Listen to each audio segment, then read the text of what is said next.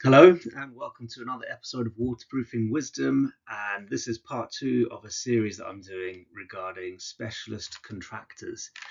Um, I'm talking about what makes a specialist contractor a specialist contractor. If you look at part one, I share a funny video about um, some parents trying to give instructions some kids trying to give instructions to a dad on how to make a peanut butter and jam sandwich. And no amount of clear explanation will tell the dad how to do it properly. And I relate that to, with waterproofing, no amount of clear instruction from somebody like CLW will get a contractor who isn't competent to install waterproofing correctly. So I wanted to talk about what makes a structural waterproofing specialist contractor. And it's worth just looking up what is the definition of a specialist. It's somebody who concentrates primarily on a particular subject or activity, somebody who's highly skilled in a specific area. So CLW are specialists in waterproofing. We're no more clever than other people in the design team. We're not necessarily. I often a lot of what we bring to a design team comes merely from we're only focusing on the one thing, so we don't need to think about um, you know the escalators or the door handles or the funding. It's we focus just on the waterproofing, and wearing that one hat helps us talk about waterproofing better than other people can and would. When it comes to a contractor, what does a specialist contractor look like? Well, I think it's worth looking at, Building Safety Act. What is competence? And competence is this mixture of knowledge, skills, experience, and behaviors. And one thing that I don't think that is focused on enough in terms of competence is process. And as well as needing individuals within an organization to be competent, we actually need a competent process. And I think that's something that's very important that specialist structural waterproofing contractors bring to the table. So here's a made up org chart for a specialist waterproofing contractor. And you can see at the top here, we've got some directors, and then we've got somebody who leads the technical department, somebody who does business development, somebody who does more ops management type stuff.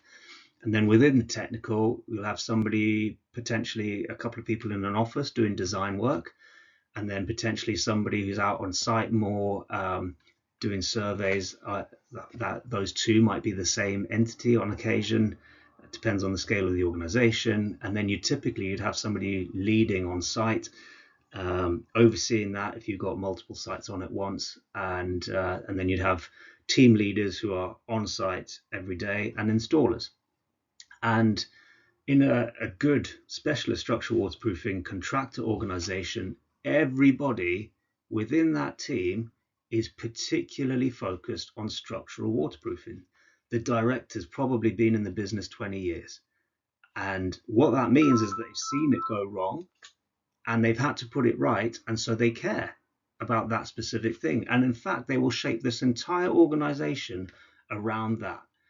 The technical lead, same deal. Sometimes the technical lead used to be an installer, and then they were a team leader, and then they were the site manager, and then they were promoted to a technical lead. They understand the whole of the thing around waterproofing. They're specialists. They're probably not very good at door handles, but they're very good at waterproofing. And these guys down here will have some NVQs, and this technical lead will have as a minimum a CSSW qualification. All of that works together to bring about competence, not just in individuals, so that they've got the knowledge, skills, experience, and behavior, but a system and an organizational structure that brings competence. That is a different thing to good workers who aren't competent, but they've had a toolbox talk, but they don't have this management system. Their bosses don't understand the critical importance of waterproofing in the same way as a specialist contractor would. They wouldn't have the same QA arrangements. They wouldn't have the same understanding of what are the different suppliers, what are the different pots, how to mix it different in summer and winter, all of that sort of stuff.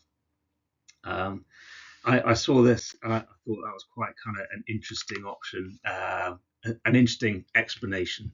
So somebody has produced this sketch detail and given it to somebody to fabricate in a metal workshop. Presumably there was a little bit more content than that.